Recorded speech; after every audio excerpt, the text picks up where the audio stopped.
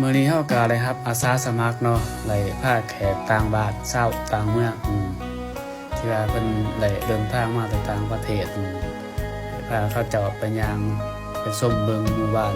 ดอนนางน้อยเมืองมุนตาปะโมกแขวงจำปาสักเนาะรุ่นเพิ่นได้มาเยี่ยมมายามเฮาเทื่อนึงหั่นน่ะเฮาก็เลยว่าได้พาเขาเจ้าไปเบิ่งไปชมของวิถีชีวิตหมู่บ้านรถน้ำน้อยของเฮานี่ก็ไก่จักเขาละลูกเก็บเกี่ยวเนาะละลูกเก็บเกี่ยวเขาใส่ซับบานๆนี่แหละทั้งแดดทั้งร้อนเนาะแต่ว่าเขาเจ้าน่ะไม่ได้ถึงแดดนะรู้สึกว่าเขา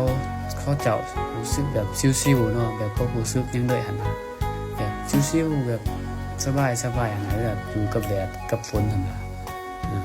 ทนแดดทนฝนดีขนาดพี่น้องเลยเป็นแต่อยากไรมาเกี่ยวเขาลำหน้าอยู่วันที่เนาะจาก10 คนจังเดียวไว้ดีทนแดดทนฝนแบบนี้นะ